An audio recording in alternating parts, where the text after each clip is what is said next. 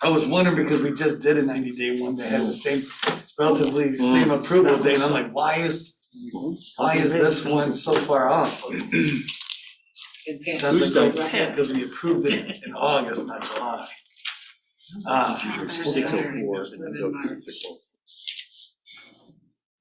Okay, I got 6 bills. Everyone stand and pledge allegiance to the flag, please. I pledge allegiance to the flag of the United States of America and to the republic for which it stands, one nation, under God, indivisible, with liberty and justice for all.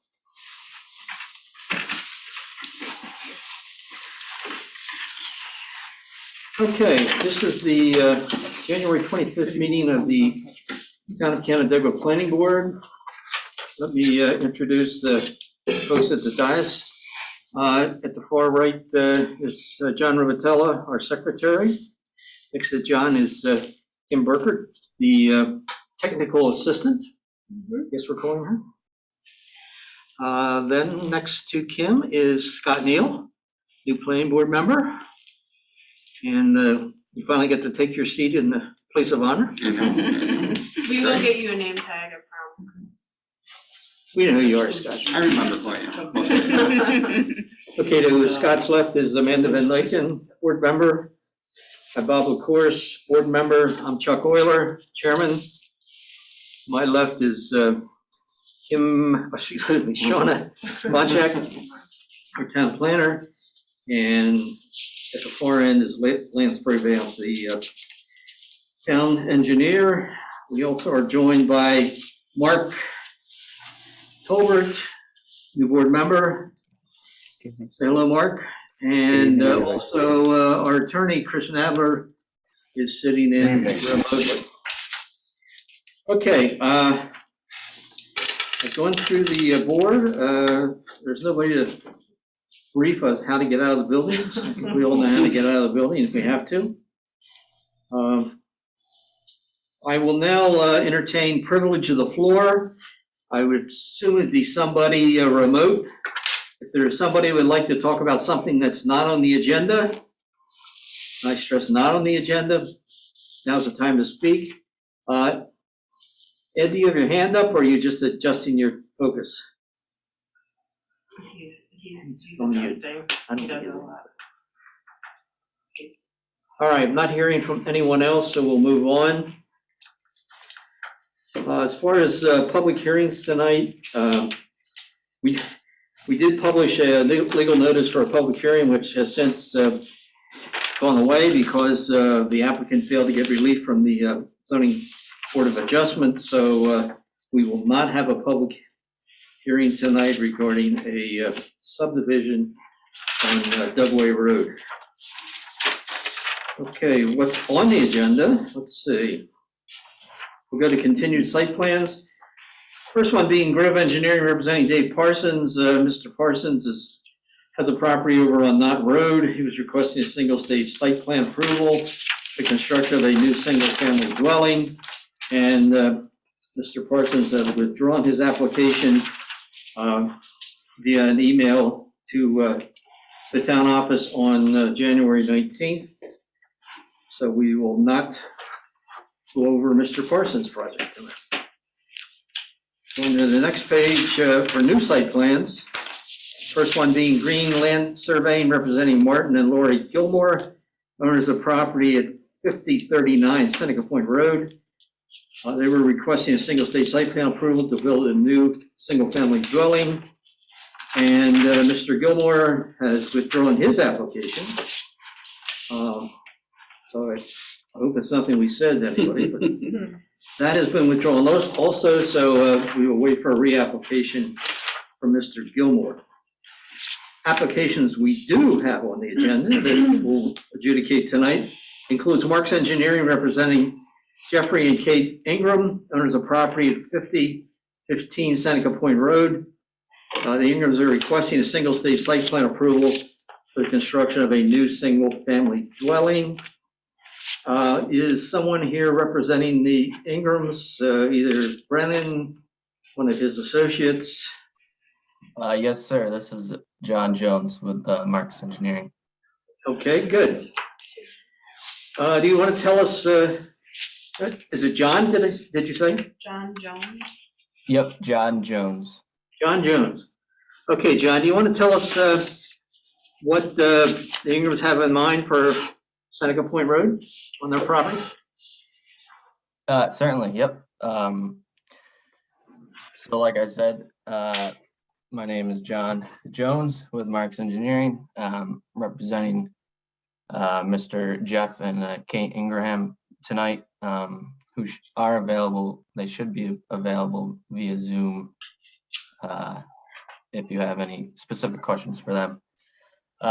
So the application that we're discussing tonight is requesting single stage site plan approval for construction of the single family house located at 5015 Seneca Point Road, tax account number 153.00-1-15.300.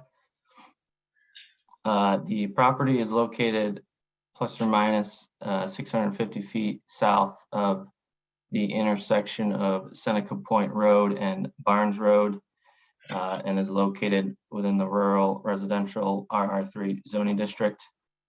The site development itself includes one single family house, a new driveway off Seneca Point Road, proposed accessory structure, and a proposed private on-site wastewater treatment system.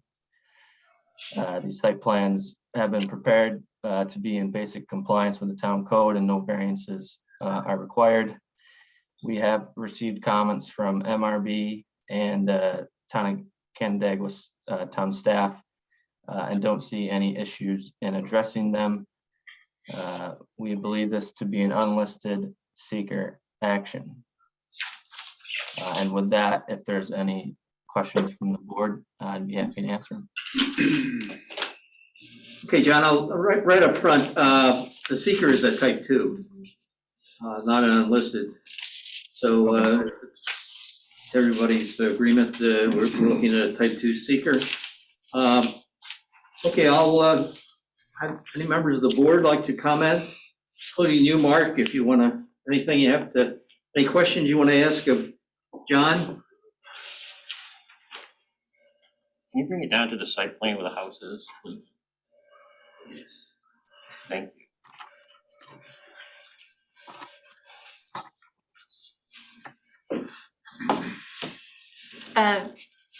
Question on, probably, this might be for Lance as well, but for the driveway, about halfway down, there's a little notch out that I think in the plans it says a turnaround for vehicles. And this question is probably for Lance. Does that meet the expectations for a turnaround, that little notch out? So fire code will say if you have a driveway that extends over 500 feet, we're obligated to provide a pullover, a turnout, Okay, an ability for a vehicle to pull over to the side and another vehicle to get by. gotcha. That's the main intent. The end of the driveway or dead end of the driveway, you Yep. have to have an actual turnaround. Gotcha. That's ability for a vehicle to go all the way, transverse all the way down the driveway, and be able to pull in, back out, and leave. But halfway, you have to have a pullover that meets the Pullover. dimensional criteria. Okay. Thank you for that. That was something I didn't let seep in with past applications. Hey, John, Bob LaCourse here. I'm looking at your driveway also, toward the end, toward the house, last left-hand turn, it says a 12-foot gravel. Am I to surmise that at the road, it's also 12 feet wide? Where it connects to the road? Yeah, all the way to Yeah, the road to the first pull out there. Yeah, the driveway is 12 feet wide the whole way, and then it increases to 20 feet for the pull-off, the first pull-off area there. It will be gravel the entire length except within the town right-of-way where it has to be paved. And all your drains from the house are going to a common place to the pond? Yep, all the roof gutter drains are gonna be heading towards the pond. Now, is this pond part of this site survey or site permit? Yeah, Because it says proposed, and that's what I was wondering. well, everything here is proposed. Oh, you're right, I'm sorry. But just to be clear, the pond itself isn't, I don't believe is really what you would typically see like on a commercial site, right? It doesn't have to meet the water quality and quantity control that you would on a project of that magnitude. I think this is more for the use of the resident, but they're also providing some water quality functions out of it, which is why they're bringing their roof runoff to that. Yeah.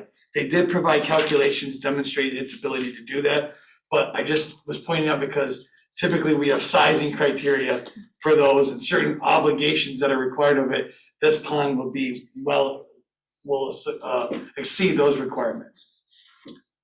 And what about the comments from Kevin Mulvaney, I think his name is? Mhm. About the drainage from the pond from the neighbor up there to the north. Yeah, so we, if you go to the next sheet, the grading. Our intention with the grading is to have a high point to the north of the garage there to catch that water and split it coming off to a swale behind the house to a pond, and then split to the other side to that culvert that goes under the driveway. Is the intention with the grading there to catch that water coming off. I will note I've been out there 3 times, and two times it was raining. I didn't see that much water coming off from that upper pond. I know there was another town comment that said that they also noticed that there wasn't that much water, but our intent is to catch any water coming off of that property and split it to go around the house. Yeah, if I had to guess, I would imagine that during, sometimes those high volume showers that we tend to get, that pond probably fills up and then overflows, and that's kind of where they're seeing this drainage run to. I don't think it's an everyday thing. So when that happens, John, the water would cross the property line, come onto the applicant's property. Right now, it flows down sort of in the direction of where the house is gonna be. I got the impression you have a culvert about halfway down the driveway, a 12-inch culvert. I thought your intent was to divert that water through that culvert under the driveway and get it south of the driveway? Or is your intent to keep it on the north side of the driveway and run it toward the house and then run it under the driveway and toward the pond? Which is it? It's both, actually. That one culvert's not gonna catch all the water coming off of that hill. It'll catch, some of it, and the top culvert will catch some of it, and then any other water remaining that is heading towards the house will go into the culvert near the house and divert that water away. Because there's a pretty good water course on the south property line. And I guess ultimately that's where you want everything to go. Yep, there is an existing gully. The property line actually, I believe, is centered on the existing gully to the south. Well, just concerned that you're not directing flow at the house. I think that was a concern of Kevin's and maybe one other review agency that looked at it, and I guess Lance brought that up also. The other thing is the steep slopes. It is a pretty steep area coming down the driveway. And I know Kevin and I guess again Lance, in your erosion control, wanted to make sure that you had adequate protection with check dams and soil erosion control facilities to make sure that water is controlled, that it doesn't erode out, and if it does erode out, it doesn't create sediment being deposited anywhere where it shouldn't be. You looked at the check dams and, right, Lance? Yeah, I think they could use a couple more. I know Kevin had commented on it. I don't wanna speak for Kevin, but Kevin seemed to be concerned more or less just making sure that they were providing them and installing them as required or as recommended to be installed. I would suggest maybe adding a couple more, even possibly in your sequence showing maybe an erosion blanket to get that swale stabilized right away. Typically, we see those erosion blankets on slopes, great, steep slope areas, anything greater than 3:1. Mhm. But sometimes when you're dealing with a project of a driveway that goes this length and course, you wanna get it stabilized immediately, and those blankets help do that. And so if you're gonna direct water and runoff down those swales, you don't want them to be stable or be disturbed for a lengthy period of time, because then you're just bringing sediment everywhere you go. So we had a suggestion that, obviously adding check dams will help with the velocity of water running through the swales. But as part of the stabilization process, we would suggest adding some additional steep slope protection, i.e. this blanket to those swales to help expedite the stabilization of those swales. And that's in your review letter? Yes, So if we reference your review letter in the Correct. conditions, that would take care of it. one other thing that was referenced, and I apologize to interrupt the board. Kevin and us did suggest that their sequence of construction, which is detailed, but maybe be further revised to show this project being, we've had several over the course of the time that I've been with this board where we want it to be, we call it the phasing of the project, right? You're developing a portion of the project and then you stabilize it, then you develop another portion and you stabilize it and go on, as opposed to just opening it all up and then working as you go from there. I would suggest that they revise the construction sequence in a manner that would suggest some type of phasing along those lines where during the driveway installation, it's being phased so that we don't have that length of driveway disturbed all at one time. It's being developed, stabilized, and then developed and stabilized as we go. And it's being paved early? Well, I think it's gonna be gravel, so once they put. At the access. And that might be done early, they'll probably keep it a construction entrance for a while so that the sediment doesn't leave the site. Right. So that'll probably be one of the last things they do actually. But that length of driveway with the gravel on it, I think that'll be, I don't see an issue there. And we, like I said, we reviewed your letter, Lance, and have full intent to revise our plans to match your recommendations, and we'll certainly work with you to have them be up to the standard that you're looking for. Thank you. I think they're good plans, I just think there's some things that we can do to enhance them. Certainly, yep. Yeah, I think the typical section of the driveway, the gravel driveway, Mhm. and as long as that's prepared according to that spec, it should hold, even though it's a steep driveway, I mean, it'll be gravel on a hill, so you always run the risk of washing out, but if it's rolled and tightened up properly, it should be good. You do show the limit of disturbance. We do hold you to that limit. Our code enforcement officer makes sure that you don't wander outside those limits, so that's one thing. And do you show the limits of tree clearing? I know that, believe we do, yep. I think there's some trees around the edge. I think there's a forest around the edge, and I think it's up on the north side there. Yeah, I know, Emma, we had a comment similar, I think we were just making sure it was clearly labeled. I think you do show it, but it might not be noted properly. I would just double check that just to make sure. Okay, yep, certainly. Yeah, it's in your review, so you'll check that. Correct, we have, it's comment number 6 in our letter. John, how you making out with the septic system? Has Tyler looked at it, reviewed it, commented on it? Yep, so we submitted to Tyler and he gave us a response letter that was minor in nature, just a couple, 4 or 5 comments. And that's where we are with that. Okay, get rid of that. Deep slopes we talked about. John, this is Mark Tolbert. A question on the driveway related to where the pull-offs are set up for the emergency vehicle paths. Being that it is gravel, have you designed it in such a way that base, there's two things that are happening. It is steeper in that area compared to where it would be closer to the house. And have you designed it to handle the 40 to 60,000 pound fire truck or 20,000 pound ambulance that would be coming in there? Yeah, those the pull-off areas will be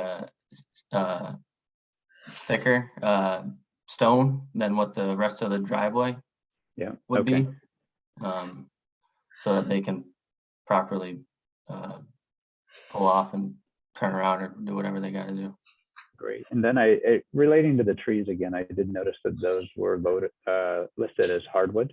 So anything that can be done to leave those in place to remain as much character there as possible related to the northern hardwoods up and around the house. Because when I walk the site, it does look as though it'll get pretty close to that area around the house, is where it seems to intersect with the hardwoods.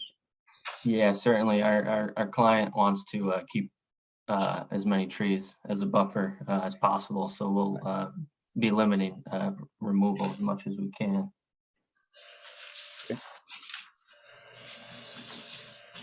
Okay, in your zoning data sheet, you didn't have the height of the house. I think it's a 35 feet is the max of the zoning district. And I looked in the elevation drawings, it looks like you're about 30 feet, 10 inches, so you're below that. Just want to make sure you put that in the zoning data block, what the allowable height is and what the actual height is going to be. Yep, I believe Lance, that was another comment from Lance. It's coming Yeah, up the fine. data block. Okay. So yep, we will certainly add that in there. Okay, the county planning board did not review this, they didn't have to. You certainly provided detailed drainage calcs. That was, something for one house, so I know you looked at this thing inside out, upside down. The Ag Committee did review this, and I believe their comments, and correct me if I'm wrong, Kim, were to the effect that they didn't feel they were valuable primary soil, prime soils. Prime. So they weren't too concerned that it was going to be used for a single-family home. So they gave us their opinion. We got nothing from Jim Fletcher, and I assume he's okay. Is that an existing driveway? Is it a field drive? No, there's nothing there at all. Okay. Site distance you have, I think it's more than 500 feet each direction? Yeah. Okay. Yeah, And you've got the paving within the right of way to occur coming off the street, so that's good. All right, anybody else from the board? Anybody in the audience? Anyone like to ask the applicant or the board a question on this application? Okay, hearing none, let's move on to the seeker. I did notice a flag came up about an architectural site. When you submitted the seeker review, John, was there something of any significance? Or are you going to, or have you gone to SHPO at all? we have not gone to SHPO, no. I'm trying to remember. Yeah, it's a typical thing where I guess you put an address in and they spit out what Yeah, 'cause information. that's an automatically filled field, so I'm trying to remember. Okay, I was just trying to figure out if it's anything of any significance, if it's. So, yeah, their short EAF identified that they are in what is identified as a archaeological sensitive area. So what they would do is they would go to they call it the CRIS website. It's a cultural investigation system that's ran by the state. You plug in your property location, it spits out information, and then you submit it to them for consultation. They give you a token, and then after like 25 days or so, they'll respond back to you and say, okay, hey, you're good to go, or no, you need to provide us additional information. I don't know if that information has been provided to date. I didn't see anything in the file. Don't we typically just get a release? For residential properties, we usually just ask for them to provide that prior to Chris issuing Signing a or a signing. building permit. Okay. Or issuing the I think, permit. now that I remember, yeah, we did go to the Christ website, and I think it was a property that was to the south and across the road that had a flag for something. I can't remember. I'm pulling it up right now. That's fine. I would suggest, and I'm not speaking for the board, but my suggestion would be that letter of compliance or not, or whatever the letter that you have, be provided to the town for their files. Yeah. Yeah, I'll add this. We want to add as a condition, okay. Well, speaking for the board, yeah, I think that Yeah. should be included, yeah. All righty, okay, so we're ready to move on to seeker. Someone want to give me a motion on a take two action? Yes, Bob, I'll make that motion. Okay. Motion to approve seeker to type 2 action at 5015 Seneca Point Road on CPN 21-096, single stage site plan approval. Okay, I have a motion, do I have a second? I'll second. Second from Scott. Any further discussion? Not? All in favor? Aye. Aye. Okay, let's move on to the single site plan approval.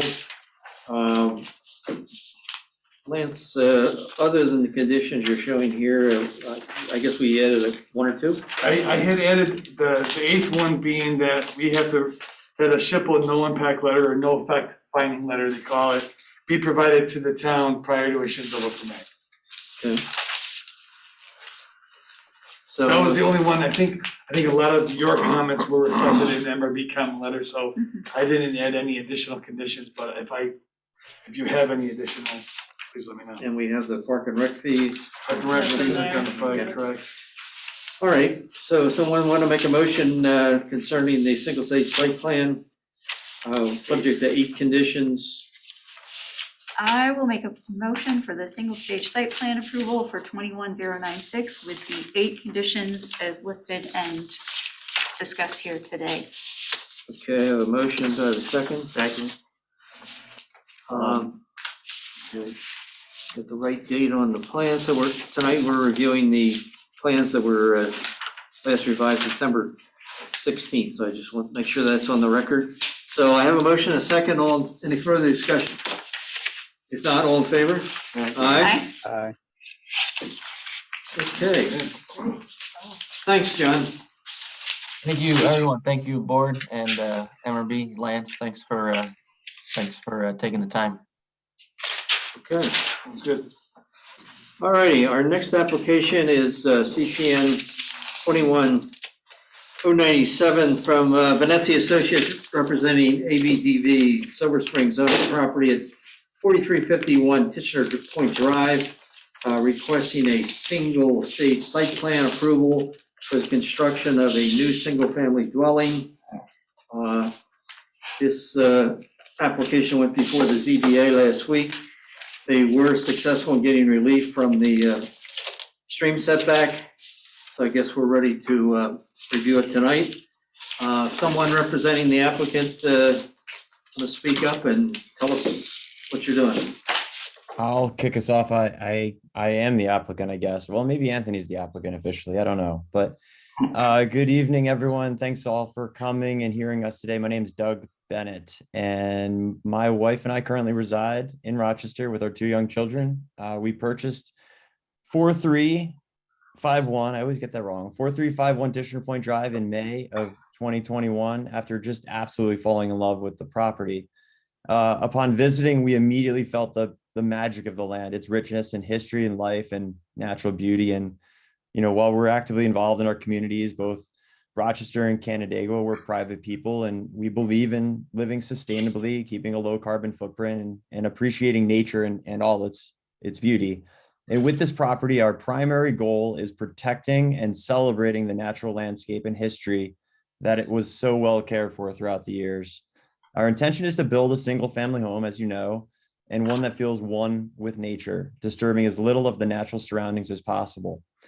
With the help of our landscaping team and architectural teams who are both on the call today, we've gone through great lengths in our plans to save as many of the trees, grasses, and natural habitats that exist on the property and further foster the diversity of life with new native plantings.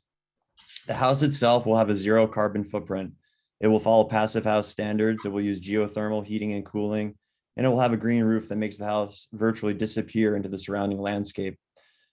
We purposely set the house back farther from the water than necessary to keep the beautiful tree line that you see from the renderings in the lake view. And in addition, we intend to source as much of the building material and labor locally to further support our communities and local economies. The few trees that do need to be removed will be repurposed into furniture or construction material for the home itself. And furthermore, we've worked closely with Canandaigua Historical Society and other local individuals to donate items of interest, as well as local arborists to identify and assess the health of all primary trees on the property. With all that in mind, and after much study, the building envelope was intentionally placed where it is to minimize hence the zoning that we had to go for last week, to minimize the tree removal and protect the natural elements of the property. And so with that, I'll turn it over to our experts on our team. Aaron's going to kick us off here. Aaron Joyce, our civil engineer, and then with some input from Dan Hackett, our landscape architect. All right, we also have Doug Crisp from our architectural team on the call today. And with that, they'll talk about some of the specifics. Before we do, Mr. Bennett, was that a prepared statement that you just read? I read it. Yeah, it's been, I sort of elaborated, but I read it. Yeah. Would you like a copy? Yeah, if we could get a copy for the record, it would help our secretary. You got it. Sound like. Doug, you can email that to me. Who was that? Shauna? Just Donna, yeah. All right, Shauna, I'll send it right to you. Sorry to interrupt. Okay, thank you. Well, good evening, everyone. Thank you, Doug, for that lovely introduction, very eloquently put. And I think we're all very excited for the opportunity to have someone looking to develop in the harmony of the land and really looking at advocating for low impact development and development in areas that are already developed. My name is Erin Joyce with Joyce Consulting Group, working in collaboration with Venezia and Associates on this project as the civil engineer. We have the site plan in front of us now. There's minimal grading on the proposed driveway. We're really trying to lay it out into the space where there isn't a lot of existing vegetation and kind of interestingly wind it down into the courtyard area by the house where the driveway is. And the driveway garage area, the garage is primarily hatched in green, anticipated to be a green roof to further blend the appearance of the building into the site.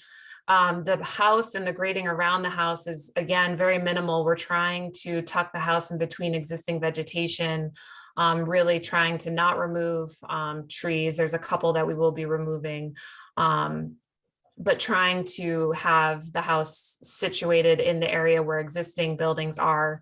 All the existing buildings are going to be removed as part of the site work. And I think one of the comments from MRB was related to that shed that we're showing close to the stream.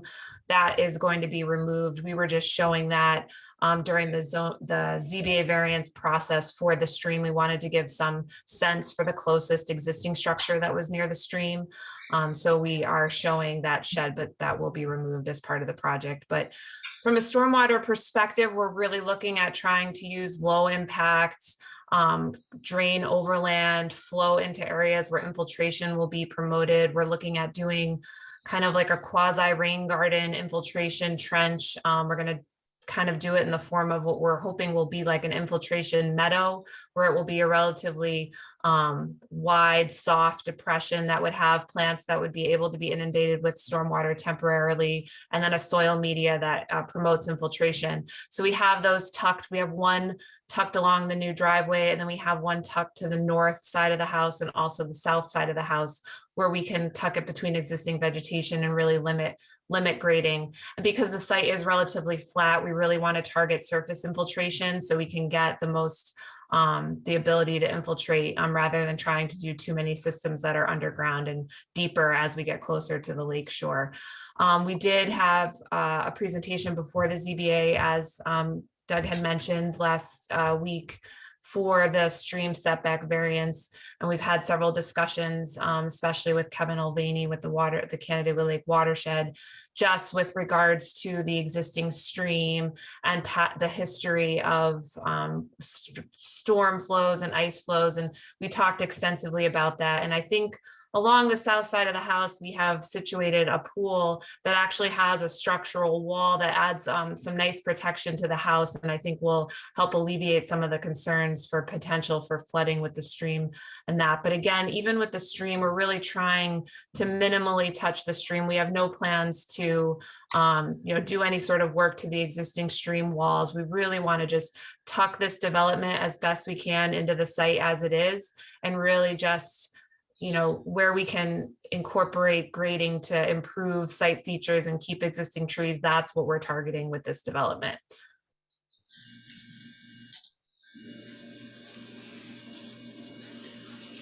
Okay. Is Mr. Hackett available? Is he going to tell us a little bit about the landscaping and the shoreline protection? Sure he is. Yes, He's with Anthony on Anthony's Zoom link here. Yes, can you hear me? We We can. can. Okay, hi, it's Dan Hackett. Good evening. How is everyone? Good. I guess you're great. Good. I think obviously between what Doug had gone over and Aaron's rapport with you, it's a pretty good oversight of the project. Again, this project is really considered, to us working on the team, it's an environmentally sensitive project, and it's really a healing process of the land. Land is particularly flat. As far as, I think the shoreline guidelines are very important to understand for this process. The house was set back much further than what it need be, and the strategy was to save the larger trees, have those in front of the house, and we were looking for a contiguous canopy across the front of the house, which is one of the things outlined in the guidelines. If you look at the elevations that were worked on by the architects, they did a rendering of that, and you can see how the canopy of the trees are contiguous from the north to the south. The undergrowth will be native grasses, things like blue stem, and a series of other grasses, basically, where we want this to be a native landscape. The walking paths in the grass will be micro clover and Grollo fescues. And it's really something quite different, and I'm sure the board hasn't seen this approach before, but again, it's more a healing process, working with the soil conditions and native plants that will grow in the soil. I hope that the board has Kevin Mulvaney's second letter that was sent. We did reference that in the variance last week, but I think it's important for this board to look at also. There was a little bit of confusion, I think, from what the plans were, what the plans were meant to be, and the plans that are in front of you, with the envelope of space, the grading of it, and then the sensitivity. Mr. Mulvaney did meet me on the site. We walked the site, and he issued a new letter for the boards to review. That was quite a favorable letter. I think other than that, not to get into the weeds on it, I'd like to open it up to the board if you had any questions, but I did want to review sort of that macro attempt with this site plan development. And you provided a very detailed tree report with your application. Want to go over maybe some of the highlights as far as trees being removed, trees being replaced? Because certainly the trees are a big asset to that property as well, We just want to make sure that's been considered. Yeah, the trees being removed, I believe it's 4 oak trees. I don't have the literature in front of me. I apologize. I think Aaron does. We sent the report in. So though the 4 trees are in the envelope space of the house, they are actually to the west of the existing willow trees. When the report was written originally, the architects had the house a little bit closer. The report suggested that we slide it back 20 feet to save the sycamore tree, because that upper canopy, particularly with a healing landscape, is extremely important, because the ground vegetation that would be underneath it, we need that canopy contiguous. And that's what we're offering up with the strategy of saving the trees. The undergrowth canopy, again, will be done with a lot of native grasses, native shrubs, redwood dogwoods. We're using infiltration meadows, and infiltration meadows are basically very similar to a rain garden. The problem is with the terminology of rain garden, some people go right to what the DEC says is a rain garden, and that's a very deep pit.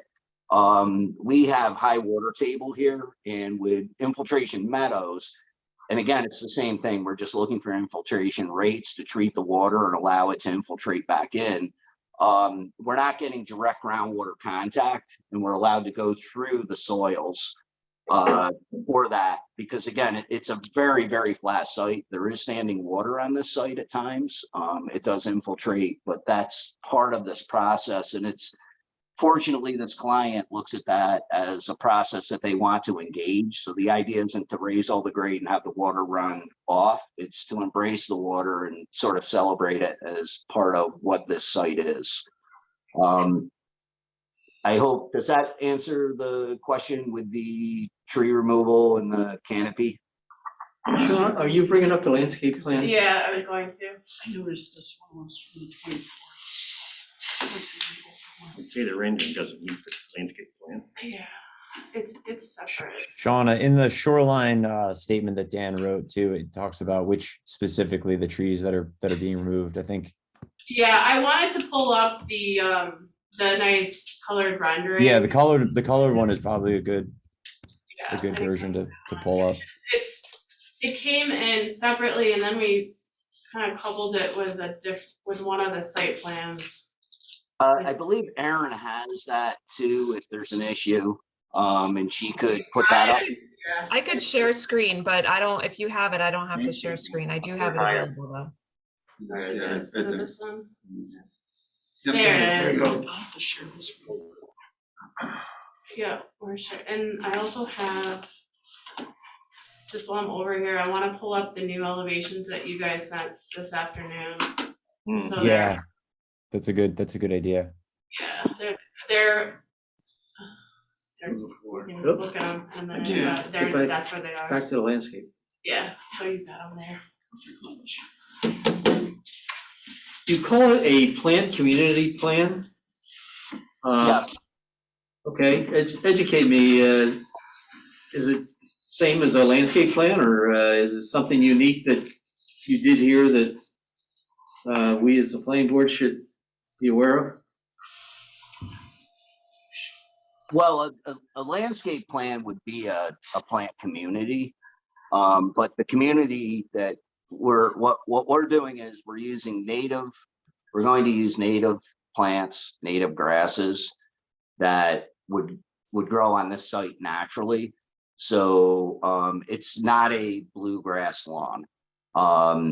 The plants would be, there's perennials, so you would see coneflower, rudbeckia, in plants that would grow natively, but communities are based on basically elevations. And even though this is a flat site, one kind of seed, and a lot of this will be restored with seed, one kind of seed will grow a community 1 inch above another seed, and the two work together. How exactly those relationships work is a little bit experimental, because again, you can't monitor the exact amount of moisture and how those communities will develop. So what happens is the strategy is every year there's a reseeding, and there's a management of this to get that to a natural state. If left untamed, what happens is you will get some of these invasives that will come in. One of the things that Kevin Mulvaney pointed out was along along the south side, there's some buckthorn. And one of the strategies, Kevin asked, what are you going to do? And I said, well, we want to, at some point, eliminate that buckthorn. And we're going to put things like amelanchier and red twig dogwoods, and it's part of that overall management plan. And he understood that. But this plan to develop is a plan that will take probably 5 to 7 years before we really start to see those results. So yes, it's a planting plan, but again, from a strategy, it's a very long-term strategy. So the definitive factor of doing that is working with seed companies like Ernst Seed and Preferred Seed out of Buffalo, Ernst is out of Pennsylvania. And when we develop those final seed mixes, it will be probably the first year every 5 to 6 months doing a reseeding, then every summer a reseeding. And a restorative landscape is it's a very long process to get to where you want to be. Does that better answer your question? Yeah, I feel like I'm in an horticulture class. That was very good. An interesting note, just to add on, sorry to interrupt, but an interesting note that Dan didn't mention is, we're going to go to such great lengths to preserve this, that we're actually going to peel back the top layer of soil before we do the dig for anything that's going to be, poured, so that we can save that, because it has the microbiomes and the microorganisms in that topsoil that can kind of go back and be part of this sort of natural look that we're going for, and feed off of everything else we're adding to the plant communities that Dan's talking about. Yeah, and what Doug's steering at is in the soil in this community, particularly with the large trees that are staying, there's mycorrhizome, and those are beneficial fungi, and they exist below the soil profile. Nobody knows they're there, but the idea is we want to take that top layer, we want to preserve that. The rest of it is an issue because it's down too deep, and it's not going to be beneficial to rebuilding those communities. Then that's spread, and that's going to help preserve the health of the trees. We're doing no filling around them. And what we're really trying to do is get plants that are going to play off of those mycorrhizomes that exists in the soils. What exactly that mycorrhizome level is, we don't know. And that's part of this experiment and this management of going forward with these seeds. So thanks for adding that, Doug, and I'm sorry I missed it. No problem, Dan. Sorry. I hope it cures COVID. That's the idea. Getting back to the more mundane, do you have a tree schedule, planting schedule somewhere on the plan? We have no tree schedule, and we have no planting schedule. The reason we have no tree schedule is with the Lakeshore Guidelines, when you read those and what the municipality is looking for, a house that would typically come up to the 60-foot setback, cut all the trees down, and then say, okay, we're going to put 4 3.5-inch trees in front of the house to appease the guidelines. And I think that's fine. That's part of the process for the municipality. What we've done is we've actually pushed the house back. We've saved the big trees. We've looked at building off of those big trees, and that is the focus of our lakefront guidelines. The specific plant material, when we get into seed materials, your list would be probably, it's going to be a couple of thousand different plants and seed varieties mixed. So the complication layer of that, if the town wanted copies of seed mix, obviously we could give that to them. But one of the criteria the town asked for is to look at these Lakeshore Guidelines and develop that. And that's really, we're working around the big trees to develop that and meet those guidelines. So again, in a typical residential where they would come to the 60-foot, cut all the trees down. Hey, we're going to give you 4 trees in front of the house. They're going to get this big and spread it, and we have grass underneath it. We're really way past that. We have mature trees that are 50-inch trees, 80-inch trees. They're up in front of the house. We're saving those as our guidelines. And then we're coming up with, instead of cut grass, we're actually using taller plant community grasses. And that's what the plant community plan represents. Okay, well, certainly, yeah, we agree that going in and clear cutting the trees down and putting new trees in, with a 2.5-inch caliber, that's not the way to go. It's a very sensitive area, but we just want to and we certainly, I think, appreciate what you're proposing in terms of compliance with the shoreline guidelines. I guess the question I have is, how do we ensure and perpetuate that the plan we're looking at will be in fact the plan? How do we memorialize it? In other words, is it become part of the approval package? But they've already said it's an experiment. They Well, don't even know how it works. I think part of this is for the town, you know, and I get what you're saying. You're going, okay, what's our leap of faith? So what it is that the planning board sits and looks at the lakeshore guidelines. So if the experiment fails and it goes to cut grass, say it's just green cut grass, but we have all these large trees, and these large trees have contiguous canopy all the way across the front of the house, we've really met the lakeshore guidelines. And that's the requirement of this board. So, and again, there's going to be so much flexibility. We would be an absolute liar if I said this exact plant is going to grow here, because this is successional growth, and we're going to let these plant communities develop as they develop, and that's how things happen naturally. So what I would ask is that that the board look at this and say, okay, it's all green grass. They have all these trees, and they've met the lakeshore guidelines, and they've met really what we look for as a board. We're going to be way out ahead of that. You know, on the south tip of the point, there's sandbar willow growing, and most people look at that and they go, oh, it's a weed. It's actually an amazing plant. It grows in no soil profile whatsoever. It gets, 8 to 15 feet tall, and as part of one of our plant communities, and that already exists there.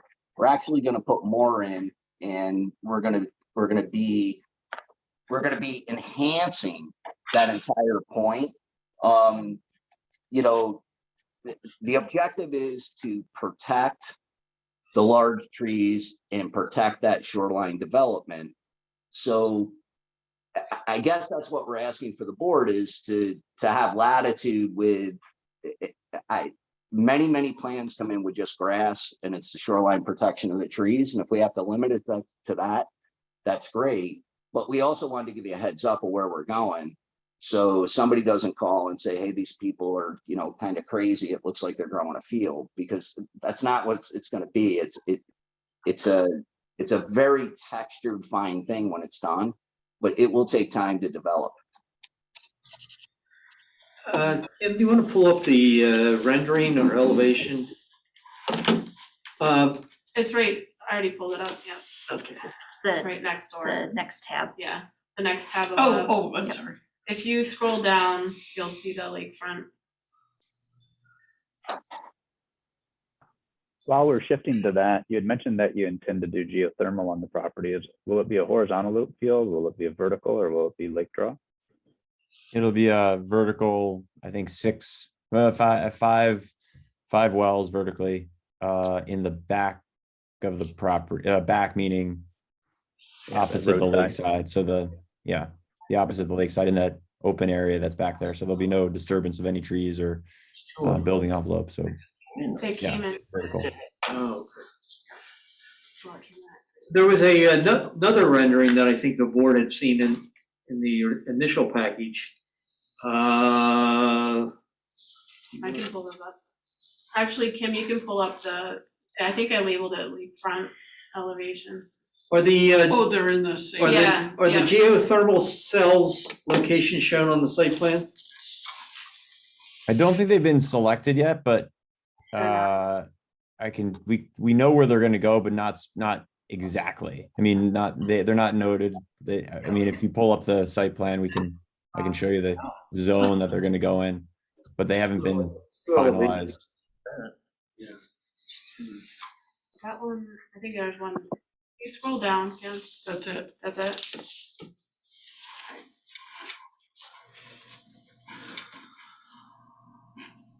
Now that's just with existing trees? Correct.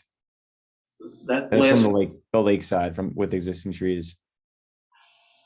That makes a big difference in this drawing that I just. yeah, there, it seemed like a couple grew out there since the last. Yeah, I know. They grew fast. Those trees are on the landscaping plan? Those are that's the existing canopy going across. If you go down, these trees are huge. The oak on the north corner, and even on my plant community plan, I'm not giving it quite justice. I draw them much bigger than the engineer. The engineer kind of shows everything small. I love Aaron, but they do that. They're much larger on the plant community plan, but the oak that flanks the northeast corner of the house, the canopy will be over the house. So as evidenced in the report that went out, and the board has that report, when that tree gets pruned, and it's an oak tree, that will be pruned this winter. It'll be done with a pruning stick, and it'll be done at the height of where the house will be. And then with the clearance, we'll need over that, which will probably only be 3 to 4 feet. The windows of the house are actually positioned to look right out on that tree trunk. I don't know if you've ever seen a picture of that in the book. It's really quite an amazing thing. But the canopy of these trees and the size, they're huge. And that's why we're really not introducing any more trees, and we're not introducing now. Over time, there may be some things that come in, and a bird drops a dogwood, seed in there, and it grows, and we let it happen. But we're really not looking at adding a lot of trees, because what we don't want to do is start punching holes in the ground, competing with the roots, introducing things out of nurseries that are going to introduce new mycorrhizome levels to the soils, which could be detrimental. And we're really working with the existing trees. And again, when you look at that, I think we far exceed with those existing trees the lakefront guidelines. And that's why we really chose not to. It'd be real easy to say to the board, hey, yeah, I'm going to plug 3 more trees in there. I just, on statement of principle for what's good for the trees, because they're so large and because they're doing so well, I don't think that would be advisable. If the board came back and said, hey, you got to put 3 trees in, I'm sure we're going to put them in. But I just don't think it's the best thing for the native vegetation that's there. But that's for the board to decide. Okay, well, I think the rendering that we looked at, I think that adequately took care of the shoreline guidelines in terms of the treescape and all that. Look, I know, I think I recall from the elevation view, it's a lovely contemporary home. Did you had a tree up near the house, if I recall? Maybe that's, I don't recall if it was existing or proposed. Yeah, And then you had, did you have a landscape garden around it in the front with shrubs? And I think because, well, not that a lot of people are gonna be out on the lake in the winter unless they're ice fishing. When the leaves are gone, obviously the canopy will not, and it's not that we're trying to screen off the house either. It's, you certainly, Dan, you've done enough of these to know what the purpose of the shoreline guidelines are. And I think we just want to make sure that there we go. we have a pleasurable view from the lake for all the people who, and especially since that thing sort of sticks out on a point, all the more reason to make sure that Yeah. it's a good experience, viewing experience. Yeah, and I think again with the density of the dendritic outline of the trees themselves, you're talking with those willows, the oak tree, the sycamore. you have branches that are basically the cottonwoods that we're leaving. Some of those branches had 20 to 25 inch girth to them. So if you could think, you know, again, as you're looking at Lakeshore Guidelines and you're looking at, hey, we want 3-inch trees, this is a tree that is then the branches in these trees, some of them are 10 times larger than what are being placed on the ground. And just that visual diffusion through that dendritic outline is representative, I think, even in the elevation where they show the leaves, when you look at that. What's nice is the point, and I know you say sticks out on the point, when you look at the plan, the point sticks out tremendously far and the house is pushed way back. The house to the south really sticks out much further, and they have large sort of The west of that tree root. structure out there, but we're fairly ways back, you know, with those trees. So Where that cottage is. I don't know if that answers your question better.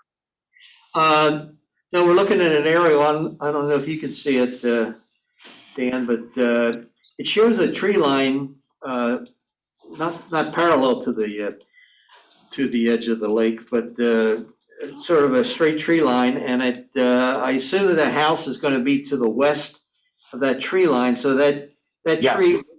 tree line with leaves is the rendering that you were showing in that previous. Yes, drawing. sir.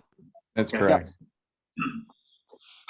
So we're really even with, you know, Jeff's house to the north and Wanda's house to the south. You know, we're pretty much from a, you know, winter standpoint, the house itself won't stick out any further. The point, can't change the point, but the house will be pretty much parallel to the other two houses there. Okay. Board, I want to move on here and get off the shoreline anyway. We comfortable, I mean, we certainly discussed it enough, that what is existing and what is intended. I wish the plan showed what's existing Yeah, and I wish it showed that. The plan does show what's existing. So Yep. all of those brown trees you see on the plant community plan, a brown and an orange, those are all existing plants. Right. And they will remain, and you have plans to supplement it with additional community plannings, which is fine. That's, I guess, your prerogative as the homeowner and the architect, the landscape architect. I guess I just want to make sure that we include this plan, even though it's not an official engineering plan, that it be considered as part of the of what was presented this evening, and the applicant's intent is to pursue this type of landscaping moving forward. Chairman, I think you would put maybe just 1 second, I wanted to suggest that we add landscaping to this already, Okay, which are the which is conditions? condition 3. Yeah, typically, I know this board, if the board were to move forward tonight, we typically would have erosion and sediment control surety that we impose on projects that are on the shoreline. Most of the time, we don't require landscaping to be part of that surety due to the fact, unless there's specific requirements that this board has imposed on the application. This may be one of them where we would add landscaping to that surety. If the board I'm were not so as concerned about surety as I am the intent to proceed with the plan as showed to us this evening. I know that typically an application gets referenced as to the material discussed at tonight's board meeting. Most certainly has a title and date on it. We can reflect that this board discussed this plan that's been presented tonight and discussed tonight. And then that plan be part of the applications that if the board were to move forward with an approval, gets signed by the chairman to reflect the approvals provided. Or be part of the package. Correct. I'm going to suggest that a condition be that signatures be added to the plant community plan as well as a date. Okay, Bob, are you comfortable? that's fine with me. I'm comfortable with it, I just wish they had started with the shoreline view first. And not the rendering that we saw on the drawing. That was empty. Yeah, I'm okay with what I just saw, but not what I reviewed earlier. Okay, let's talk other issues. One other issue I see is that this isn't a dock application, so a note should be added to the plans that any dockage will be required to have a separate permit under the Uniform Dockings and Moorings Law. Yeah, we're not applying for any docks under this planning board submission. Wasn't the plan amended to remove the? It dock? was, yeah, this is just Dan's hand drawing docks. These weren't removed from Dan's planting community plan, but they were removed from the site plan. They actually were removed from the plant community plan, and that was submitted, and that plan exists, and if you need it again, Venenzia's office can send it over. So we have the plant community plan without the docks. That's already been done because that was asked for in one of the earlier meetings. So the plant community plan without the docs with signature blocks and a date. Okay, that'll be sent. Okay, looking at lot coverage and all, I think you're well below the required amount, which is fine. You have the unique design of the green roof. Kudos on that. It was mentioned in the ZBA hearing how you intended to treat the driveway and the turnaround in front of the house. I think Anthony or Dan said something about just having a impervious track for the wheels for the cars or vehicles, and then possibly consider a impervious surface up next to the house at the turnaround. Is that still your intent? Yes, that's one of the things that we're exploring now. The material selection, obviously, the structural strength of it would have to support emergency vehicles. We're fully aware of that. Aaron would look at that as the engineer, but the idea was that we may look at the driveway coming in as tracks. We would have it out to 12 feet. It'd be reinforced with a geocell probably, and then a native grass would be growing in between. That geocell actually effectively works as it would be made for the 12 feet necessary for what the drive needs to be. So in effect, we would have a 12-foot drive. It would be a surface. We would do it as obviously a pervious surface is what we're looking at. And we showed it just for the board to feel comfortable with it as sort of a asphalt drive coming in conventional, but that's really not the direction we're going. It would be out of tune with this project, but it would be structural to support emergency vehicles and all vehicles, even if you were to drive off the tracks. And that would be done with a geocell, which is a reinforced, basically honeycomb paver that's put in, and then there's seed medium that's put in and allowed to grow. Okay. Related to that, what would be the plan for snow removal? I'm sorry, pardon me, I didn't understand the question. For snow and ice removal on the property, is it intended to do a snow melt system, or would it just be manual removal? What's the thought? It'd be manual removal. And I think kind of, again, with the house, and I can't speak, everyone changes, but maybe Mr. Bennett could go better. I think it would be to, get it opened up when they want to go down there in the winter and enjoy it, but they're not looking for a blacktop paved driveway. They want it to feel like more of this natural old lake house that you drive into, and the road's a little bumpy and it's a little exciting, and the kids feel a little good, and you feel good that you're helping the environment. And again, Doug, I don't want to put words in your mouth. No, that's accurate. And just to add to that, it will be manual removal on the driveway, the longer driveway, but there will be snow melt in various areas closer to the house. So like for in front of the garage, for example, there will be some snow melt in some select areas like the steps going up. to the front door, just so that that doesn't have to be manually removed.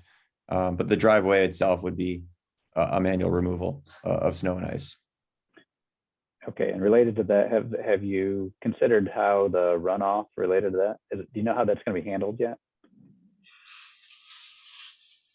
So just speaking to the stormwater runoff, the driveway will be either sloped to the edges or sloped to the north towards ultimately an infiltration meadow.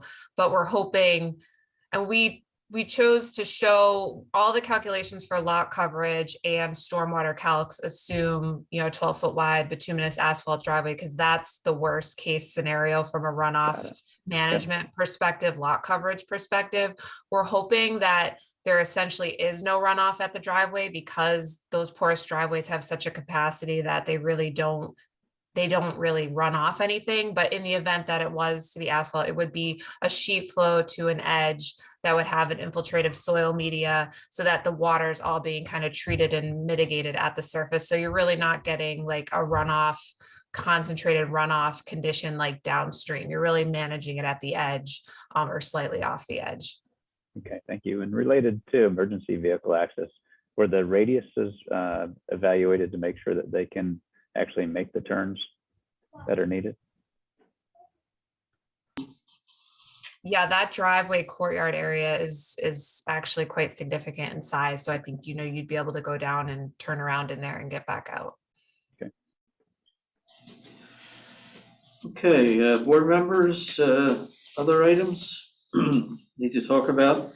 I just had a question. Aaron, you had mentioned, let's go back to the pool, and I don't know if I zoned out, but you mentioned some type of a wall to help with. Yeah, we'd love to talk about that, because that was kind of a big discussion that we had at the ZBA last week, and I think it's worth mentioning this evening. So it's actually not, it's the wall of the pool itself. So on the south side of the house, that southern pool wall is actually elevated above grade. So the pool, like when you're coming out of the first floor of the house, the pool is like level with the first floor, but then the grade drops off as you go to the stream. So the pool wall on the south side is actually a structural wall associated with the pool. It's elevated 4 feet out of the ground surface. So it does provide protection for any sort of like floodwaters or debris that may be in that stream zone from it actually impacting the house. There's that structural barrier of the pool wall on the south side. Okay, thank you. Hey, Aaron, this is Bob. How will the pool water when drained? Where will it go? So the pool water that'll have to be mitigated into some sort of like either into the infiltration meadow or into a catch basin or something, so that it would be able to be treated, not flowing directly untreated either into the stream or the lake. So it would be mitigated through one of those systems. Okay. As long as the homeowner understands that. Well, go ahead.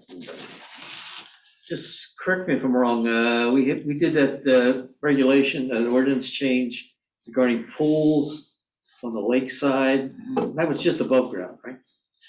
No above ground pools allowed No, but In the backyard. In the Well, rear yard, in the- front. on the pool, lakeside. on the lakeside, okay. All right, and this thing is, even though it may be sitting up the wall, it essentially is level with the first floor of the house, so it's not considered a above ground pool. And you couldn't drain it into the sewer. That was the question. Yeah, The question. oh, sure, yeah. That was your question, yeah, yep. Yeah, the issue with Kevin and Chris, we saw both their emails going back and forth. I think it's resolved that if we put a note on the plan, and I think Lance has it in the resolution, that the homeowner and future homeowners are aware that the property could be subject to flooding. It's something we've done in previous applications of this nature, so at least there's a forewarning there, so to speak, in terms of the potential. And I guess, is a FEMA floodplain development permit required for this? Is that There is a floodplain permit required for this because it's in the flood zone. So How you making out with that, Aaron? Yeah, we'll complete that paperwork as part of the application, but we have no issue with that. Is it, That'll be done through covered in your Chris. letter, or? Yeah, that'll be done through Chris as part of the permitting process. Okay. Oh, Chris issues? Yep, he's the floodplain manager. Overflow. Were there any on-site septic systems on this property prior, as part of its previous use? Did the cottages have any? The cottages are actually on sewer. There's a sewer main easement that comes down. There's an existing sewer manhole just on the north side, and all those cottages are actually on part of the sewer district. So we will be just reconnecting into there, but we're not aware of any on-site septic systems or anything of any sort of recent use on the property. Okay. Back when it was a camp, that's what I was thinking, that maybe those cabins might have had on-site, but you're not aware of any. Okay. We're not aware of any. I suppose if they were encountered during any sort of construction, we would backfill them structurally, make sure they were safe. But we're not anticipating them at this time. Just want to confirm that the height of the house is 22.42 feet. Is that correct from the average ground height? Yeah, whatever we had listed on that cover sheet is, I don't know, I can Okay. check, but that is the height. Just can't be over 25. Flooding, green roof, we talked about. Some outside agencies, ECB, commended you on the green roof, and they were concerned a little bit about the stream setback, but that's been adjudicated by the ZBA. And I think with the acknowledgement note that we talked about a few minutes ago, that'll take care of that. MRB certainly had their review. Anything you want to bring up in that review? Plans? No, honestly, I think the board covered quite a bit of our comments. Obviously, I think like the project before this, the sequencing of construction is important. This one more so, not because of disturbance, but because of the usage of the infiltration, that their construction sequence identify when they're gonna be completed. We don't want those areas to be compacted during construction due to vehicles and so on. I know Aaron and I have talked, they'll continue to modify the plans accordingly and provide a detailed sequence, which, to be honest, they've already have a very detailed sequence provided. And Doug, have you connected with Leaf, our town historian? I've connected with Cody, who runs the Historical Society, and actually we're meeting there tomorrow. Leaf, no, I have not connected with Leaf. Doug, I'll facilitate that because I know that was supposed to happen. I'm not sure what. Oh, great. Yeah, sorry about that. I guess I didn't realize. I've been working with the Historical Society with Cody and his team, and they've been to the site a few times. They're collecting a few items tomorrow, and then they're going to come back later on and get a few other things once the snow clears a bit. Great, yeah, I know that Leaf was interested in coming out and documenting as well. Absolutely. Take some pictures, I guess. Yeah. Yeah, all for it, for sure. Great, Happy I'll to, coordinate that with the both of you. great, happy to oblige. Turn the heat on in the cabins. Yeah, good luck. Obviously, the county planning board, as they typically do, recommend denial, so we'll need a super majority in terms of our decision tonight. Other than that, board have anything else? Anybody in the audience? Any neighbors? Concerned citizens want to address the board on this application? Okay, hearing none, let's move forward. Let's do seeker, let's do them separate still. Seeker, it's a type 2 action. Do I have a motion? I'll make the motion for the seeker resolution type 2 for 21097 4351 Tishner Point Drive, as written here. Okay, a motion and a second? Second. Up second. Lance, I think the latest plan, the plan we're looking at tonight is dated, last revised 1/12/22. Good. So just make sure for the record, I usually announce that early on, so we know which plan we're looking at. And I'm And, sorry, Mr. Chairman, I'll also reference in the paragraph, the opening paragraph that I do, that we've looked at the plant community plan as well. Awesome. in the seeker, I typically, the opening description is usually a description of the oh, application okay, that's including been the, discussed, so including the I'll plan. just reference that plan was one of the items that we Yep. talked about. Very good, very good. Okay.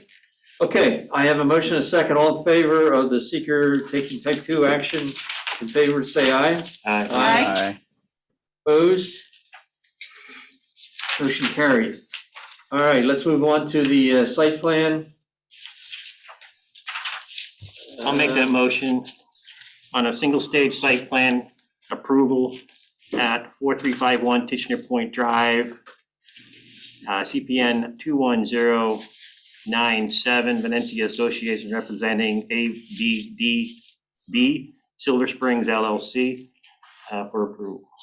And with, There's 7 shown, I added 2, one, number 8 was the parking rack fee, being this is a new residential property. Okay. And number 9 was the plant community plan is to be revised to remove the docks, and to add a signature line and date for the planning board chairperson. And number 10 would be show the ZBA The approval on the variances, plan. yeah, it's in my letter, but you're right, we usually do that, and I forgot to, thank you. with the 10 conditions. So 10 conditions, Bob made a motion, do I have a second? I'll second. Before you vote, I apologize.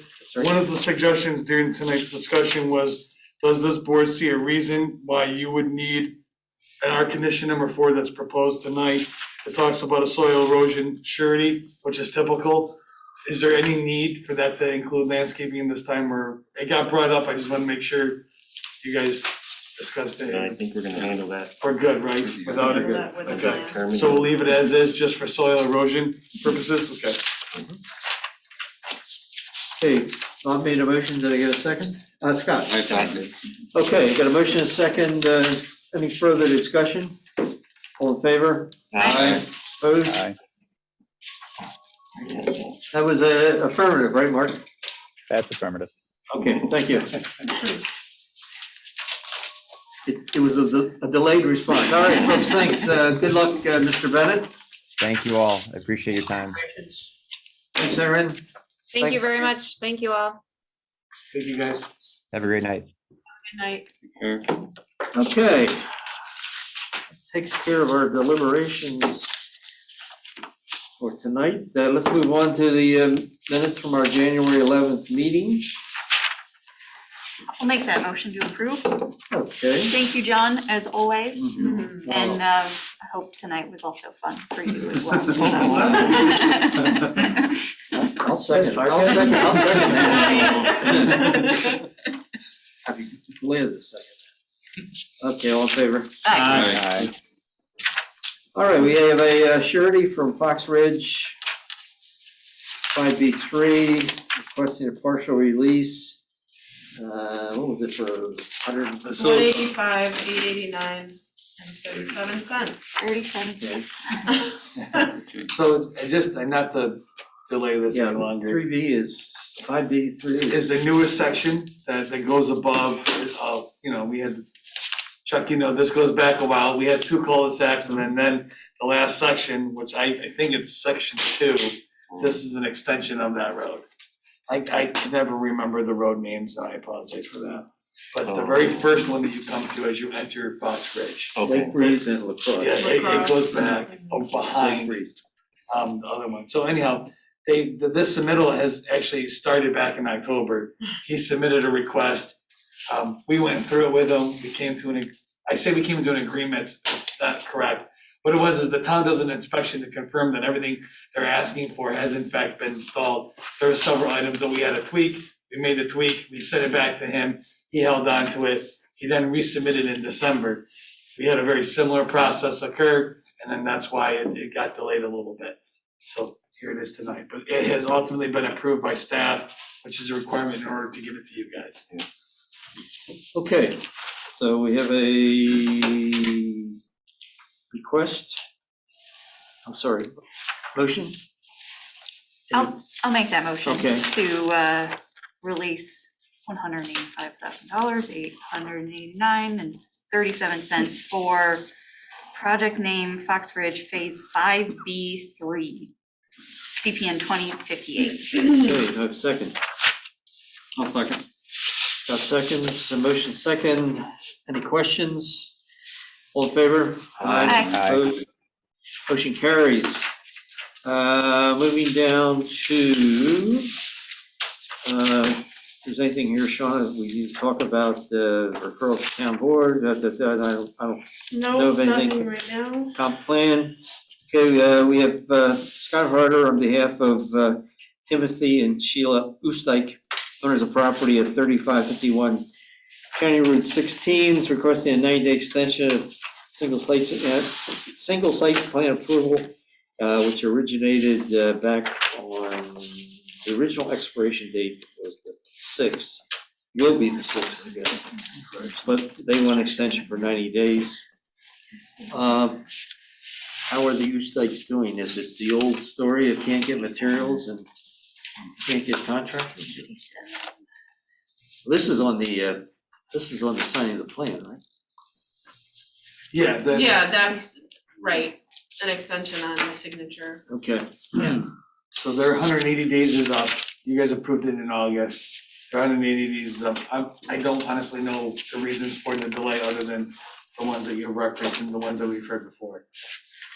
Okay, I'm gonna be a stickler about this year, but for extension requests, yeah, we've got to have a justifiable reason. Okay. And I think you How have a much form. detail, we do, for some reason it wasn't on this one.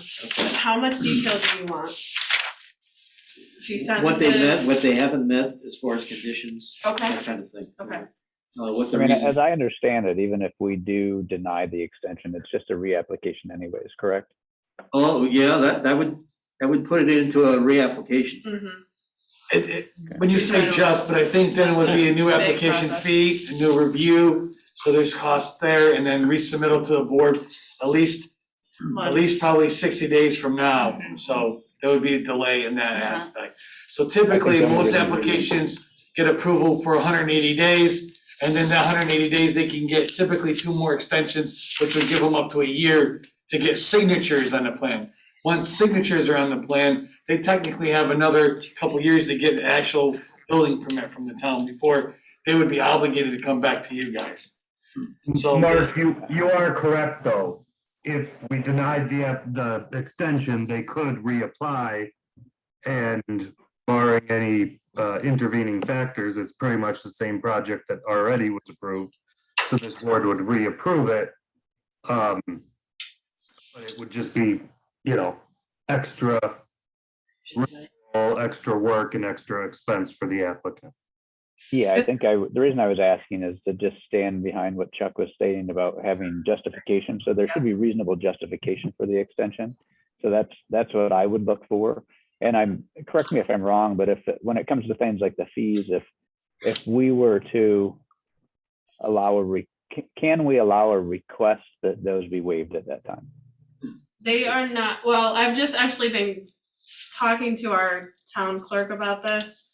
And the only way that the fees are waived is if it's withdrawn by the applicant. Yeah, so that is- Meaning, okay. then we can apply those fees for the new application like we're actually gonna be doing for Gilmore on Seneca Point, because they withdrew it.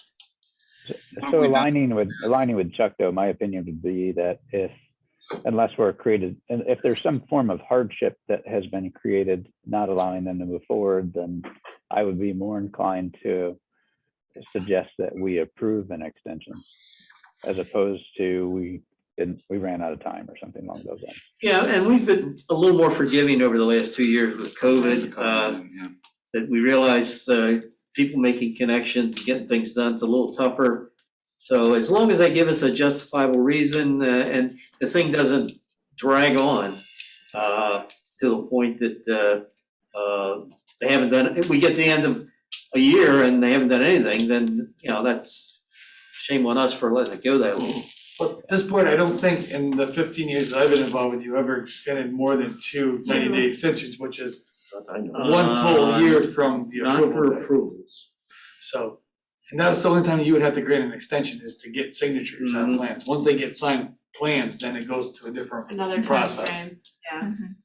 And but to be fair, as Mr. Tolbert and Mr. Oiler have mentioned tonight, you have always requested at least some justification as opposed to nothing. I actually also adding which conditions haven't been met, I'll do that as well. So maybe we actually, with the extension request, attach the approval resolution. Sure. I think that might be helpful for everybody, especially with new board members. So let's do that. Yeah, and like, you know, right now we say, where is the applicant still working to address the conditions? That would tell us that much, Right. so. So we'll attach the approval from the board. Okay. All right, we voted on that, right? No, you did not. I don't have a first or second. Nobody made a motion. Nobody made a motion. How about if I make a motion? All right, Mr. Ustake, about 90 days. I'll make that motion. Do I have a second? I'll second. Okay, motion second. Any discussions, further discussions? All in favor, aye? Aye. Opposed? Okay, one other thing I want to double back on. We went through the rules of procedure at the last meeting, and it was well worth the time and effort we spent on it. Thank you very much. The issue came up this week regarding deadline for resubmissions and correspondence. As you noticed, the agenda got changed. Well, we had withdrawals and, you know, that's through. But then we had to change the agenda, then Fox Ridge got added on. And we just want to make sure that it's clear as to the applicants and the board and staff that there be a cutoff regarding resubmissions. And because I know, Bob, from out in Utah, you were certainly concerned about things coming in the last minute, and that's rightfully so. So I think we sort of discussed having the cutoff being a week before the meeting. We did. Okay? So any new correspondence will not be considered at the subsequent meeting if it's not in by that date. And that helps Lance, I think, in preparing the resolutions, that you're not stuck with new information. You gotta stick into the resolutions, or, well, if somebody withdraws, they withdraw. If they can do that, they can do that. And They they've can done walk in here that, and tell us. right, they've done that up till. Yeah, but you're talking revised plans, something that was reviewed, discussed it maybe at a board, Yeah. maybe not. Comments were received, they revised the plans, they resubmit it. If they give it to you a week before, at least there's an opportunity for the board to review it. I can assure you that MRB will at least look at it. I don't know that we'll have a chance to comment on it before the meeting in that timeframe, but that would probably be, that's typically what I see other communities do. It happened just tonight with that. Well, it's helpful, I mean, I was out, I came back I had an appointment, I came back 3:30, had gotten an email to the renderings and a plan for Tishner and Yeah. so The We only, got revised plans tonight too? they were I looked, Oh. I ended up looking at them, they're the same, Yeah. but the elevations are all new. Yeah, obviously, different from what we had And then, had you in know, our file. to have that deadline will be helpful and I wouldn't even put them up. But you know what's gonna happen, the applicant's gonna come in as part of his presentation and say, well, we have a new rendering that we wanna show tonight. No, just don't let them say, nope, we're not gonna look at that. Please, So do we need to change the rules of procedure again, Chris? nope, the chairman is allowed to do that. We've It's- requested that this stuff be submitted in advance. Well, I meant, yeah, do we amend the rules to do the 7 days prior to a meeting? I would really recommend against it. Okay. If you say that, well, I'm recommending, I'm not saying you can't do it. But if you say nothing beyond 7 days, then what if a neighbor submits an email 2 days before the meeting saying, I'm opposed to this? And the applicant responds and says, well, their fears are unfounded because of X, Y, and Z. Then they're automatically delayed a month. Yeah, Right. What if, it's more of a issue with the applicant submitting new stuff. I think if the ECB gets their comments in, review letter in the day before, the day of, I mean, that's conditional upon their schedule, their meeting dates, you know, when Kim can get the minutes done. So I regarding reviews, we're gonna have to. you've given Shauna direction. Shauna's saying this board's, Shauna's support staff to this board, you know, just take stuff off the agenda if the materials aren't submitted in time. That being said, has to exercise some discretion if it's gonna unnecessarily delay somebody a month for, you know, for something that really doesn't need a week's review. You know what that is. Okay. Board, I do have one question, and as it relates to this, I know very often letter of credits or sureties are last minute submittals. They are. Only because we get it well in advance, but we're working with the developer or contractor or town of Canandaigua to make sure that those items are being addressed. By the time it comes to you, I'm not diminishing the planning board's role in that review, but by the time it comes to you, it literally has all staff approval before it comes to you. It's required to do so. And so I would only ask for the board to consider that if there is going to be a late add-on, that these letter of credits and sureties be considered as one of those last minute add-ons, because there is times where, you know, if we don't act on it, it's been 60 days since they submitted in some instances. I would say as long as, like Turk was saying, that the conditions and the reasons are clear and concise. For the reason for the With submittal, sureties? Sureties? Yeah. Okay, for the Well, reason. sureties, no, that shouldn't be a reason problem. Yeah, that's what I'm saying. Yeah, that shouldn't be- That's the only thing. The Yeah. 90-day one, I think staff has done a pretty Yeah. good job of acknowledging when We those will are. do that for the On 90. sureties, no board member has ever. Denied it. I don't think we should have 150, let's release 145, but if that did come up, you could always say we're not approving it today. Right. The board can always delay stuff in the meeting or postpone stuff in the meeting. And they have done it before. I'm pretty sure we had one or two sureties that there's some questions on due to things that were going on, I think behind the scenes, most certainly. But I would say at least allow us to present it to you due to the circumstances that a lot of times we're facing. From the time you receive a request for a surety release till the time it comes, is that, are we It talking can take a a month? while, Sometimes, at yes. least, I would say. Okay, so then if it is a last minute thing, it's usually a result of you're finishing up your review and Chris signing off on it. My reviews for MRB's Jim review has of to it say, yeah. isn't overly complicated. We're working behind the scenes with the applicant to make sure the forms are correct, the calculations are correct. But we rely on town staff where we do water main inspections and road inspections, so we know that information. But we're not on site all the time for the erosion and aspect, you know, the lakefront properties or the bigger projects where there's erosion and sediment control issues.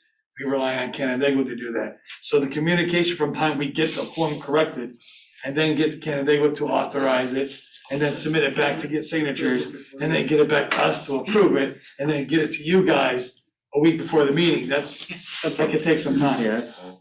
Well, it also has to go to Doug, and Jim, Right. you, yeah. It's an easy 2-week review from start to finish, but sometimes we have more. I think what we're saying is we just don't want the applicant dropping things on us at the last minute. If it's something Yeah. that's tied up in our pipeline, you know, that's, That makes if it's tied up in a third-party review pipeline, I agree. if it's a homeowner that doesn't get an email in until the night of the meeting, something out of our control. But as far as the applicant, he's gotta follow certain protocols. Understand, Okay? understand. Thank you. Chris, was that you yawning? Absolutely not. Are you in your jammies? Not. Okay, we're almost done, Chris. Training sessions, John sent out an email, excellent email with all, everything you wanted to know about training. There's a lot of good opportunities there. They're 1 hour, you can drop in and drop out. type things, pick up an hour. And speaking of training, as of now, February 8th, our next meeting, we have nothing on the agenda. Right, except training. And Shauna suggested, and I, assuming you folks are in agreement, that we hold a training session that night. Sure. Okay, Let's do it. Do you want to do it in person or do you want to do it I've already seen remote? it. we don't have to do it in person, I mean, I could, Should we do it remotely? it's up to the board.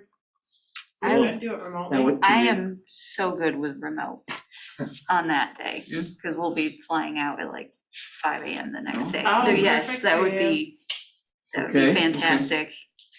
So why don't you put together an agenda and will. the Zoom connection data, I assume it'd be the same as this meeting. Now, I don't know, is this still considered an advertised meeting or public meeting of the board, or are we gonna cancel the meeting? It would have to be a public meeting. Cancel it, and do it. Can we Um, cancel and do a training remotely if everyone's zooming in from their own locations? yes, but it would still have to be public because you'd have more than a quorum or more than two members meeting. When it is an official meeting, which requires notice and other people can sign in. There's a Zoom meeting with panelists who can talk and then people who can just observe. Got it. That's probably how you do it. So we'll do a public meeting, and we will add, we'll add tonight's minutes for approval. Just don't make it available. Is there a sense as to what type of training we want to do that night? It will just be Zoom only. I'm sorry, If you- Mark, I didn't hear what Mark said. If you, yeah, he said what kind of training, and if you have suggestions, otherwise, what were you thinking? Shauna, were you thinking I would, boilerplate? yeah, I was thinking a simple training, a site plan review, and or walking through the code. We haven't done that in a while, zoning code. Hmm. I thought that was. That's a great idea. Yeah, and I can do that remotely and share my screen and, also maybe walking through Encore and some of its Yeah. features. And then Lance, what do you think? I like what you just said. Okay. I'll figure it out, but it will be beneficial. If you have something specific, Mark, Scott, Yeah, let me know. Amanda, Bob? For me, I think it would be super useful if it was like, if we end up doing the code type of stuff. The issue with some of the site plan review being remote, I found myself tonight, so I've got 3 screens sitting around me, trying to do different things. It's very difficult when we share there and then try to zoom in and out to look at something. So as we're looking at details on site plan, that's hard. I've kind of asked for, when you guys grab a set of site plans, what do you start looking for? I mean, that's useful to me, but it might be a little bit easier to do something like that live. I think things like the code review, that's an easier one to it's book review, right? So it's classroom setting, it works a little bit easier for the remote setting. Yeah, maybe you can go over the code, process, procedures. We can do certain topics that maybe the board brings up that are easy to go through off the cuff. A lot of the trainings that we've done before is usually, we find it to be more successful, I don't mean to use the term, but winging it during the meeting that, what's a topic that you guys want to discuss, and then we go through that process. It seems sometimes to be a little bit easier. Not saying we have to do it that way, I'm just saying that way you're not, if it is going to be Zoom, due to whatever the circumstances may be, as Tobin mentioned, we don't have to have a site plan zooming in and zooming out, zooming in and zooming out. We can just talk over. Mark, I think that's a common question with anybody who joins a planning board. And I'm thrilled to hear you ask it, what are the things you look at in a site plan? If we don't have that as part of the training, I'd say call Lance, set up a time with Lance, he can sort of take you through it. Yeah, and everybody so far has been willing to do that with me too. So Chuck has volunteered, Sean has volunteered. I'm happy to just get the different viewpoints because we all may be looking at it a little bit differently too. So. Yeah, Mark, a suggestion that Lance just had, and I completely agree, would be to come, and Scott too, if you can, because they are remote, if you could attend our project review committee meeting, where we walk through the applications and walk through the checklists The reviews. and the reviews and who's gonna look at it, where we're gonna refer it, those are really helpful. And those Yeah, are that'd be awesome. recorded on YouTube, right, on the Kennebec one? They are So we can recorded. watch. Mhm. That Yep. would be helpful. It's a Okay, good thing to review those too, yeah, just in Yes. the past, just to look at them. I agree, just to see what the, because that's, Yeah. before it comes to you, that's. That's what we the stuff use. It's like Yeah. ZBA, I reviewed the ZBA for the. Yeah. But before it gets to this board, town staff and MRB group have covered the possible issue they can come up with and referred it for comments from all the, from agents you've never even heard of. And it is good to know that, Yeah, I've actually been surprised so far in looking at the plan and looking at the reports of there's not a lot of them, but there's enough of them that just never respond. I find that interesting. That's true. Yeah, That's true. there is a lot. I know town staff definitely Jim usually comments It on is. almost Yeah. all the applications. They're very similar in nature, but he does. Honestly, this time around, we got comments from Kevin Mulvaney, which most of the time we don't, so I thought that was Okay. hugely beneficial for those two applications that were discussed Those are tonight. great. You always, Generally, when there isn't a response, it's because they didn't have one. right, Right. It's been my experience that people aren't ignoring them because those same agents, the fire chief responds when he needs to. Right. yeah, when Yeah, he feels- even We a do no, get responses Yeah. from the fire chief, just not on every single one. right, even a no comment would be nice because then it wasn't ignored. But it's just getting used to how people do things for me. That's all. One other question I had is related to the review signs. So for even the ones that were canceled, everything that was originally on the agenda, I've been on site for. And it seems all over the place as whether or not anybody either puts up the sign or where they put it up. Is there anything that they're supposed to be doing? That's just a general question. It's supposed to be visible from the road. my understanding that the sign has to be visible from the road so that people can see that there's an active application. I think I'd there say wasn't report one. it. If there isn't one, call Shauna or call Chris Jensen and tell us. Yes, exactly. Tishner, I don't think Tishner, there was a sign. There was no sign there. Tishner didn't have one. The Identify. Seneca Point, I think, didn't have. Knott Road was up halfway up the hill. I found the properties. That wasn't an issue. It was just almost entertaining. Trying to Well, track some of them down. we shouldn't be rendering decisions if there's no sign. Okay. Typically, most of the time, the community would call it in and say, hey, there's no sign here. Somebody would call it in, but I know town staff tries to do a spot check up when there's active applications to make sure there's signs up. Obviously, they can't cover them all. But yeah, anytime you guys see that there's something, no signage, or the signage is in a bad spot, notify the town, because that is important. I think Seneca Point, there were no signs, but I looked at That's the right. posted sign and their names, the applicants' names were Oh, on the that's how you posted found signs. it. So I'm like, Gotcha. okay, cause I want up the hill, Sure. all the way to the top of the hill, they're probably go, hello. boy. Yeah. Yeah, Would it be a ridiculous request to ask the applicant to send us a picture No. of the I'll let- sign? I was thinking that. What's that? I was just thinking that, Shauna. I think that's a great idea. I mean, Yeah. with cell phones, if you don't have a phone that can take a picture that you could email, then I think that's a problem. There's some communities that do as part, before they get placed on an agenda, they have to submit as part of the application, picture showing that there's a I sign. think we up. should do that. Yeah, just add a line to the application where it says, post the sign, so submit a picture within X number of days. Still gonna have some that get blown Well, over. yeah, they sign an affidavit that says they took the sign, we could add Just a line that a says. line to that. Yeah, so it's their responsibility to put the sign, not the town. Oh, staff Correct. does not do it. Okay, okay, Yeah. that's interesting. Some municipalities, staff does it to make sure it goes Oh. Yeah, I think, in the right spot. Sometimes, but then also you have weather issues where the sign might blow away, so there's things that happen, not at the town's Storm. fault, so But I think at least there's some justification that say it was at one point placed where it was supposed to be, and here it's in the file. Looked great in the dorm room. Right. This property is in review. Sounds like you had experience with this, Jeff.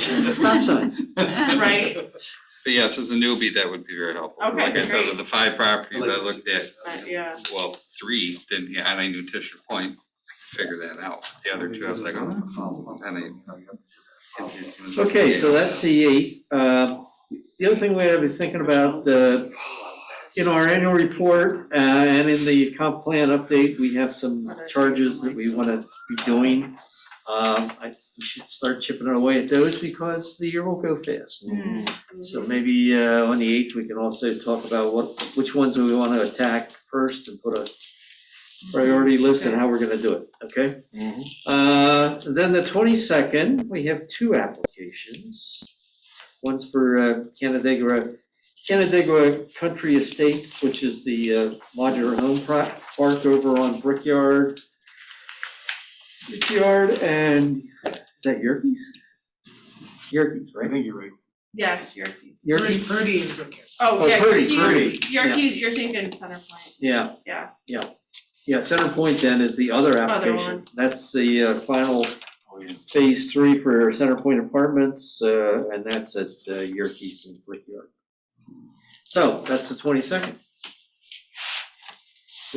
Anything else for the good of the group? I wanna say, I don't think this was on record last time, but I appreciate what Lance does on these new resolutions where you put in all the findings and everything from everybody. Thank you. That really helps me out a lot.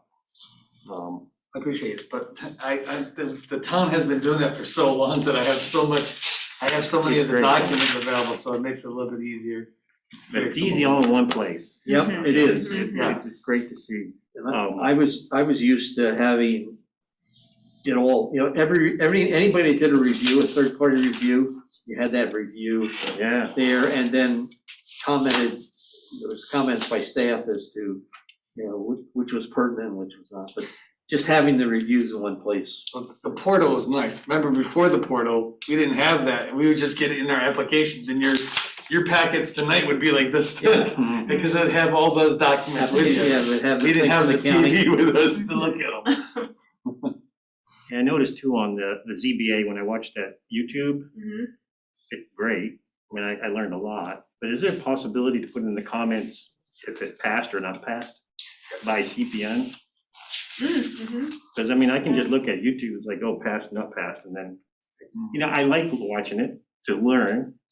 And I think it was Doug on Tishner Point there was the exact same thing he said. He about- said, yeah, Exact same thing. he did say the exact same thing. So I mean, that'd be good for all of us, just to know, boom, boom, it's passed or not passed. That was Chip's first meeting too, so as chairman, so we're working through. Well, I yeah, hear that. and I guess what you're saying is if we have an application that's conditional upon a ZBA, Yeah. then we know the next morning, right? Yeah.